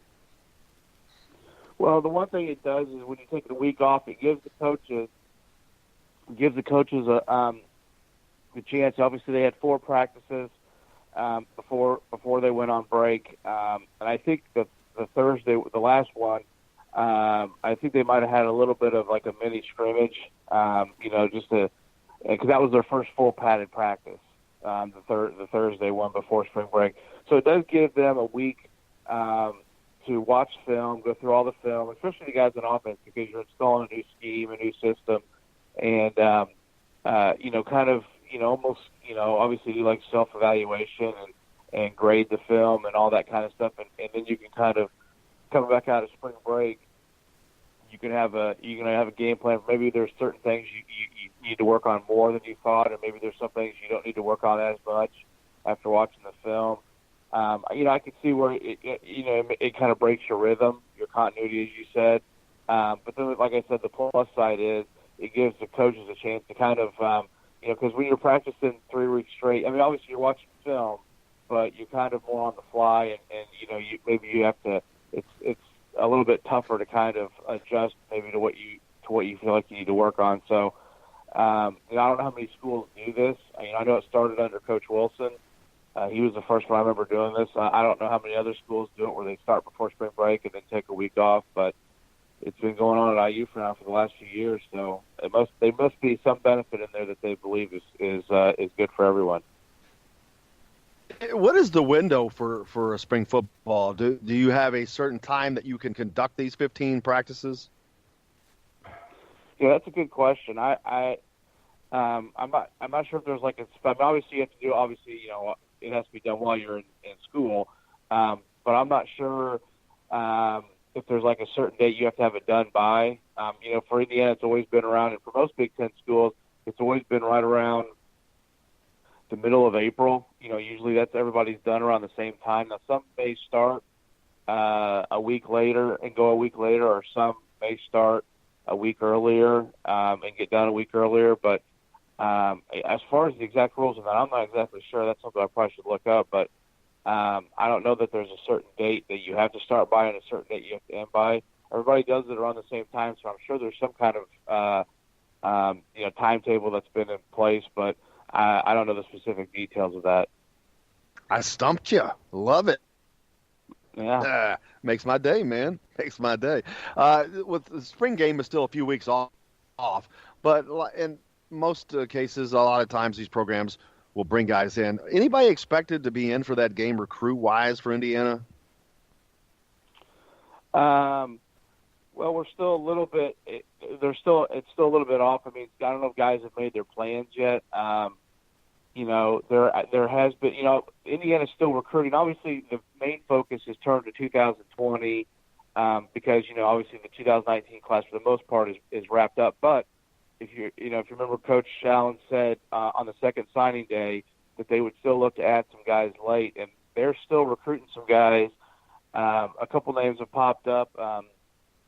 Ellis Anderson, he's an O lineman from out of Baylor. And when I say pop up, I'm talking about transfer guys. He is he was a redshirt freshman this past year at Baylor. So if he transferred, he'd have to sit out. But they're looking to add an O lineman or two in that situation. Not necessarily somebody. I mean, it'd be great if you could get somebody who could come in and play right away and give you some more depth. But there's a little bit of a gap on the roster at certain classes, and they're looking for guys who they can come in even if they have to sit out, and then they can have him for a couple of years, and that's what he would do. He's supposed to visit, not for the spring game, but I think next weekend he's going to be coming for an official visit. At least that's the last word from what I understand. And then another guy who's an interesting name, Derek Green, signed with Oklahoma in this class, enrolled in January as a mid-year guy. For whatever reason, didn't work out. Went back home to North Carolina. That's where he's from. And I've talked to Derek, and he could be visiting for the spring game. Big, huge defensive tackle, 6'5", like 290. Obviously, a highly regarded kid out of high school if he went to Oklahoma. So those are a couple names right there. There will be a number of 2020 guys at the spring game. It's just this far out, the list hasn't taken shape for sure. And there'll be guys coming this weekend and next weekend. That's what spring ball is for, to get guys out on campus as much as possible, let them see a practice. But this is definitely a high time for recruiting. Matt, Justin Kalen here. Text into the show. Tim texts in and asks, what about a guy like Cole Brevard? He's a 2020 guy, a 4-star recruit. Apparently had an unofficial with Indiana, but he scheduled an official for June, I believe it is. And his crystal ball was Clemson, but he has dropped Clemson from his teams. Know anything about Cole? Yeah, he is down. He just was at, he was just at Penn State. He's been to IU. He was actually at, I think, the second spring practice on the third.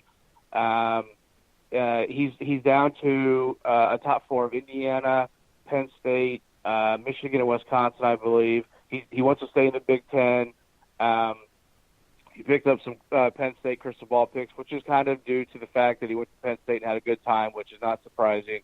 But Indiana's, been in there. I've kind of mentioned that on our board, that they've got a real good shot there. He's got some teammates, Bo Robbins is at IU, and then Ty Wise, who's in his class, just committed, a couple weeks ago. So, and then Indiana's done a great job recruiting Carmel.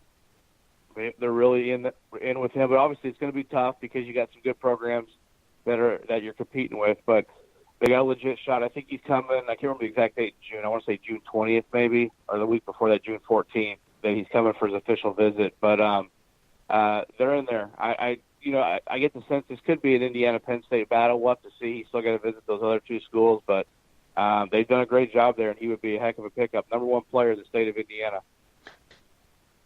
Well, Indiana's just done a tremendous job recruiting. Coach Allen and his staff have done a tremendous job. I mean, I don't care what anybody says. You can talk about his inexperience or this or that, but the fact of the matter is he's done a hell of a job recruiting, and they have built up the talent pool for that program unbelievably, in my mind, in the short order that they have, and they continue adding to that. The offers are flying around, and people are guys, you see them responding on Twitter, gracious to have an offer from IU. And it's becoming more of the fact we're getting an offer from Indiana, it used to be like, yeah, I got an offer from Indiana, kind of a chuckle. That's not the deal anymore. I think people see Tom Allen's program as a serious program they're taking it very seriously, and they're trying to build a program.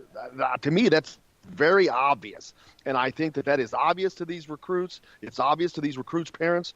I think that Tom Allen is doing a great job, not just recruiting, but in every aspect of the recruit part of that, and that is the optics of it, on how it is perceived by the outside.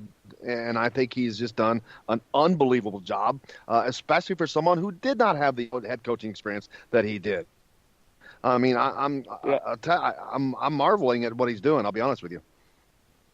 Yeah, I agree, and recruiting is, I think I said before, it comes down to relationships and kind of just basically working it. I mean, that's what you got to do. There's some sales going on because you're selling yourself, you're selling your school, you're selling the program, but it really comes down to relationships and making people feel comfortable. And obviously in Indiana, you're not selling the helmet. A lot of people say the helmet school, people look at the helmet, they know exactly what that school is about as far as they're winning and all that kind of stuff. So you got to try to find some different angles, and they've done a tremendous job. It's obviously Coach. It starts with Coach Allen. It's his plan that he puts in place, and then the assistants are kind of the foot soldiers because they're the ones that have to go out on the road a lot and meet with guys and do kind of all that kind of the grunt work and a lot of travel, and they do a great job. And it's a staff. You got a mix of guys who coach for some years, and you got some young guys. But recruiting is important, and they all really, really bust their tails with it, and it shows. And you're not going to win. You're going to lose more than you win in recruiting. It's just the way it is. You offer a couple hundred kids, and you take 25. Obviously, absolutely. And I think Indiana is recruiting. You're going to know a lot more. But the bottom line is you're doing a great job. They're doing a great job of targeting the guys they want and getting the majority of the ones that they want. Year in and year out. Absolutely done a tremendous job. I can't thank you enough, Matt. Looking forward. I'll see you on Saturday probably at practice. Or I'm not going to the 5:30 practice. That one, I promise you. I don't blame you there. Take care, guys. Have a good week. Thank you, sir. Matt Weaver from Peegs.com joins us each week. Make sure you catch him, and you can find their content there. We've got a lot more coming up on the show. Lance Stemler joins us next to talk some IU basketball. We'll recap last night's win over St. Francis. Stay with us. Indiana Sports Beat back with more right after this.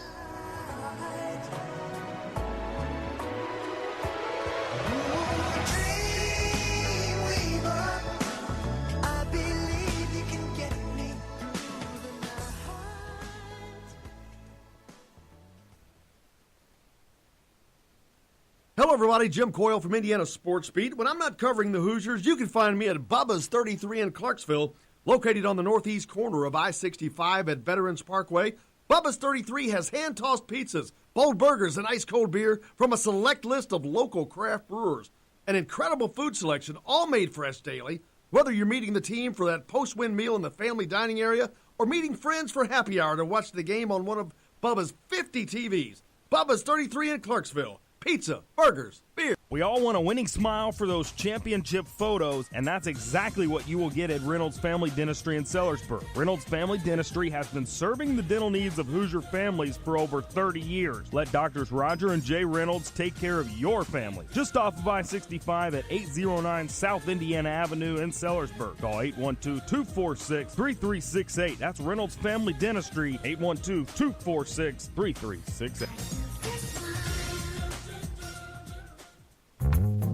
Many medicines used to treat colds and flu contain acetaminophen, a pain reliever and fever reducer found in hundreds of over-the-counter and prescription medicines. But taking too much or more than one medication containing acetaminophen per day can damage your liver. So always read the label and don't take acetaminophen if you drink 3 or more alcoholic drinks every day. To learn more, visit fda.gov/OTC pain info.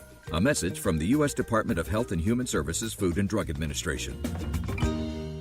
This is Jim Coyle with Indiana Sports Beat. And I'm Justin Kalen with Indiana Sports Beat. Justin, what's your favorite show? It's got to be Indiana Sports Beat, but I'm not ever sure where to find it. Well, you can always like and follow us on Facebook. Always follow the show rebroadcast on iTunes, Google Play, iHeartRadio, Spotify.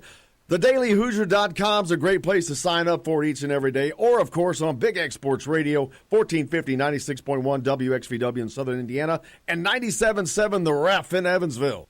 If you want to get your day off to a good start, then stop at Billy Joe's Gas and Food Mart on Highway 150 in Floyd's Knobs. While you're filling your gas tank, you could fill your own tank with a hot breakfast or try one of Billy Joe's daily lunch special. Billy Joe's Gas and Food Mart opens at 5 a.m. and everything is made fresh daily. And if you bring your own mug, coffee is only 50 cents. And Billy Joe's also has free air. The best place to start your day is at Billy Joe's Gas and Food Mart on Highway 150 in Floyd's Knobs.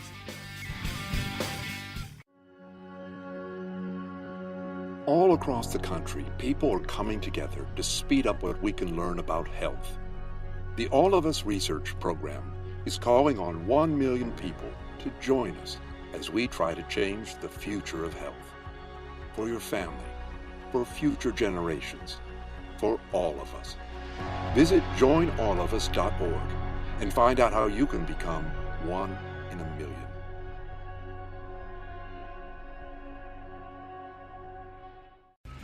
All right, crew, let's get her dug.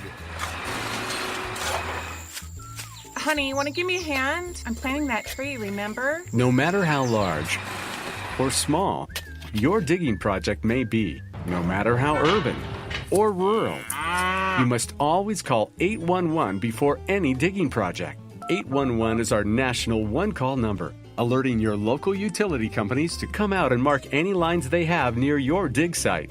You must call 811 at least 2 to 3 business days before any digging project, so you can avoid hitting our essential buried utilities. This includes natural gas and petroleum pipelines, electric, communication cables, and water and sewer lines.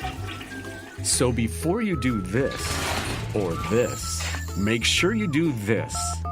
For digging projects big or small, make the call to 811. Brought to you by Common Ground Alliance. Today's guest is brought to you by Bubba's 33 in Clarksville, with hand-tossed pizzas, cold burgers, and ice-cold beer. Pizza, burgers, beer. Bubba's 33 in Clarksville. It was a beautiful day. Sun beat down. Welcome back to Indiana Sports. Joined now by former Hoosier baller Lance. Lance, how are you, brother? We haven't talked in a few weeks. Yeah, I'm doing well. Finding a little cold right now, but other than that, I'm good. It's almost spring, man. You gotta get some good vibes going, get the good health going. It's about almost time to get outside. I know. I can't wait.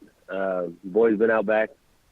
This nice Indiana weather, between 60 and 30 degrees. Yeah. Exactly. A lovely time. Indiana has been, can't say they've been playing well late, of course. Since we've spoken last, they lost to Ohio State last week. They didn't show up at the Big Ten tournament. Ended up in the NIT last night, the opening round against St. Francis. Struggled a little bit in the opening. The first half, they were down 40-34, but they come back and really hammer them in the second half, outscoring St. Francis 55-32. Man, Archie had to go in and light a fire at the half, which you see that from time to time with teams. It's acceptable, but this team, it seems to be the rule more than the exception. Yeah, this team's been kind of like that Indiana weather, 60 or 30. That's a great analogy. I mean, that's a great analogy. That's how they've been almost all year, and some of it, obviously, as we've talked in the past, is just their youth, their immaturity, and lack of internal leadership. When the person on the floor is taught that, I was up there last night, and the first half, the only one talking was Archie during the game. And luckily, their defense was on there in the first half, but that's just a sign of that leadership on the floor. Second half, I'm sure he lit into him at halftime, but it's a wake up call. Those games are tough because it's not a letdown, but it is a letdown that you're there because Indiana has higher expectations. So as a player, you're okay. We have to play this, and then we have this team coming in that it's their Super Bowl. They're gonna hit you first, and it's almost like a wake-up call. Luckily, they woke up in the second half and could turn it. Yeah, you just nailed it, because we saw the video when St. Francis arrived, either the day before yesterday, actually. It was posted on social media where the team walks in and everybody's filming with their cameras, filming Assembly Hall, looking at the banners, looking around. They're mesmerized. You hear some guy go, wow, in the background. Normally that used to be a 15-point bulge for Indiana right off the bat. But, man, it just seemed to invigorate St. Francis. They came in wanting to play, of course, because it is their Super Bowl, like you said. And Indiana was not quite there. But they found it in the second half. But I don't know that this is a team that can continue to go far if Archie has to do that every game. I agree. And the biggest thing, my key when I watch games is, and not to put it on Rob Phinisee, but when he plays well, man, they're a different team. And it's that point guard leadership that they need. And that's a lot to ask for a freshman, which you get the peaks and valleys from freshmen generally. And he hit that little, obviously sat out with that concussion and came back in those 4 or 5 games when they were really playing well, man. His assist to turnover ratio was down. He was leading the team both offensive and defensively. And really he was into the second half last night when he sat down and really guarded somebody. And when he did it, man, they had a hard time moving the ball or doing anything. But to me, that he's the key to that success. So as he goes, honestly, I think the rest of the team comes with him. And then hopefully next year they build on that point guard position because it's so key. Absolutely. I could not agree more. Basically the quarterback on the floor for the team, and him being a freshman, obviously a lot of growing pains and learning to do, but then he had the concussion he had to deal with. But you're right, man. When he flows, this team really flows, and he ended up with 9 points and 8 rebounds last night, 4 assists, and only 1 turnover. That's the kind of night you'd love to see your point guard have every night. Absolutely. Yeah, they're a different team when they're like that. And Ohio State, they took a little step back, obviously weren't ready. And Ohio State, more mature, older kids, they knew what they were playing for. And you saw what you got. Outside the last, 6 minutes when we tried to make that comeback. Exactly. But if the right team shows up, this team could run through, hopefully a healthy Romeo, could win the NIT.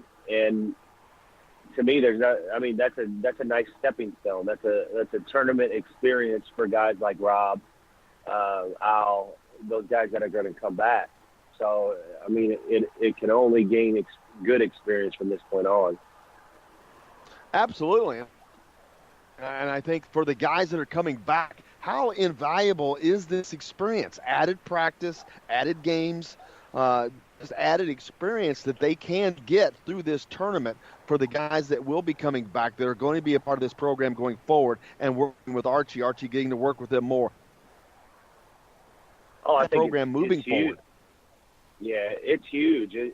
And going forward, not just that part of it, getting with time with Archie and everything, but the tournament experience, because playing in a tournament is a little different than just your regular season. So just having that experience bodes well. So next year when they're in the NCAA tournament, they can look back and use this year's tournament, hopefully 3-4 rounds in the NIT, as a key, and kind of it's not new to them at that point. Saturday, and now they take on Arkansas, a team they played about 4 months ago. They lost 2 down in Fayetteville. They're without their best player, who has shut it down for the NBA draft. But obviously Arkansas playing well. They go on the road last night and beat Providence and score 84 points along the way to do it. So this is not going to be an easy out for Indiana. They're going to have to play. This is a team that's already beaten them and a team that's playing well. Oh, absolutely. And honestly, from here on out, they're going to run into some tough teams, some teams that may or may not be caught a few breaks that could very well be in the NCAA tournament, had a few things gone different, just like Indiana. So they're going to have to come to play. Otherwise they will get beat. And now luckily we had home court advantage, which hopefully should help, and hopefully the fans will turn out and create a nice atmosphere to cheer on these guys, because it's not going to be an easy one. Absolutely. Shifting gears a little bit now, talk about the NCAA tournament, more specifically with Houston and Kelvin Sampson. Kelvin Sampson, former Indiana coach, you played, left here under none less than ideal circumstances, but man, he left at a show cause, meaning he couldn't come in 5 years, went to the NBA, used it as a learning tool, and man, it seems to be working for him because he is killing it down in Houston. Yeah, he's back to his old ways, man. He's, as far as coaching, and he built a team that fits him well. Blue collar, man, they play hard all the time. They attack the glass, they play defense, and now they've got some shooters and some scores around that, and it's showing well. So the one constant with his team is they are going to play hard, and that can get you, obviously, and play defense. So that keeps them in games, and they're going to be a tough out. What was it like playing for Kelvin Sampson? I enjoyed my time. I learned a lot from him. I learned a lot from, as far as work ethic, grinder, blue collar. He fit, obviously, outside the issues that came up, but I thought he fit the mold of what Indiana fans would have loved to see. And I think the 2 years or a year and a half when he was on the bench, I would safe to say that they enjoyed watching our teams play, the style that we played. But playing for him, and it was tough, but it was tough love, and he got guys to buy in defensively, and that was the first and foremost. If you didn't buy in defensively, you didn't play. So overall, it was a good experience. Yeah, and people talk about coaches all the time. Oh, this guy can't coach this guy and that, blah, blah. And really, at the end of the day, most people don't know, and myself included, how good or bad a coach truly is. You've played for different coaches. How critical is it to have a coach that can really relate to the players? They may be a great coach, but they may not relate to the players as well as another. Talk about the different coaches you played for in the manner that you don't have to name them, but the styles and the differences that it caused, and the ramifications that came about because of that. I played for all different kinds of coaches that used would just harp and threaten and kind of a scare tactic type of coaching to try to get you to play. I played for coaches who were on the reverse side of that, where buddy, where which didn't always go well. And then I played for guys like Coach Sampson, who, and my junior college coach was the same way. They were on you, and they were extremely hard on you, but you knew they had your best interest, and they were the first to put their arm around you off the court, tell you what you're doing wrong, and more of a father figure type. And that's what you got. To me, that's what you get out of good ones.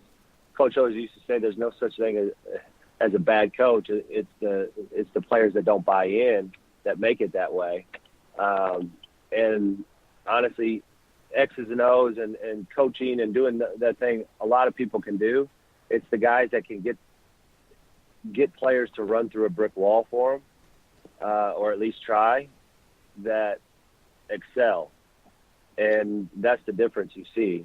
It's relating and psychologically, obviously, having them buy in. Absolutely, and watching this team, and not talking about any particular players specifically, but I think that there are more than one. There's a couple players on this team that just doesn't seem to either jive with the. There's going to have to be a gradual change of personnel that is going to change this culture currently, because I think that there is a mismatch. And you get that when you bring in different regimes, different recruits, they different styles and all that stuff. But I think you have to understand it. It will take Archie a couple of years, because he's going to have his style of player, because I don't think that's what's completely on the bench right now. Oh, 100% agree. And the difference of Coach Crean recruited his style to fit players that fit his style, that wanted to play his style, and Coach Miller has a completely different style. It's not to score 100 points and do that. It's you're going to buy in defensively, you're going to grind it, and it's just different. So without that buy-in, and I saw it between Coach Davis and was more similar style to Coach Crean, and Coach Sampson's style was more similar to Coach Miller's. And I saw that my 2 years there of Joey Shaw transferring, Ben Allen transferring. Those guys came in to play Coach Davis's style. That was their personality. That's what they did. They never really bought into Coach Sampson of the defense first, and the rebounding and the grind and the physical practices, and they wanted the more loose, open, which was fine, and they transferred out, and they've had success, and that's great. It's just hard. You can't put it all on the coach until he gets his guys that want to be there and play the way he wants them to play. And that's the thing. In college, you recruit the players that fit your style. It's not an ever-changing, I'm going to play open and do this because this is my personnel. So Archie has a game plan, and once he builds his I have no doubt that in another year or two he'll have this thing going, and then it's just building from there. Absolutely. I could not agree more. And how difficult is it for a team to have success when you have that mismatch of styles of players from different eras and trying to weld them into one? Didn't always go too well. It doesn't, especially with younger teams. My luxury was when I came in, DJ was in his third. He was redshirt junior. We had guys like Rod Wilmot, Earl Calloway, and there was kind of an aha moment early in the year that Rod and Earl got it, and they bought in. Once they bought in, everyone followed. DJ, once they got it, everyone else kind of followed. Now, I was a new recruit, so I only knew Coach Sampson, but you could see the rest of the guys kind of them pull them along. And that's three older classmen. This year's team really only has Juwan and Zach, really. And that's the difficult part that we've seen, is getting that kind of switch flipped, so to speak, to kind of all in. You see them buy in and then kind of regress a little bit, and then come back and then regress a little bit. And it's just lack of leadership. Absolutely. Lance Stemler, former baller for the Hoosiers. Love having you, man. Can't wait to do it again. Look forward to it. Are you going to come to the game on Saturday? I'm going to try. All right. I'm going to try. I've got to raise them back in my office. Hopefully we'll see. I'm going to bring them up for the beat down. All right. Well, hopefully we'll see you there. Thank you, sir. We look forward to it. We'll talk to you then. All right. Thanks, Jim. Thank you. Lance Stemler, former Hoosier baller, joining us. It's going to wrap up for us today. We got lots more coming tomorrow. Stay tuned to Indiana Sports Beat. Keep it tuned right here. For Justin Kalen, I'm Jim. I will see you on the radio.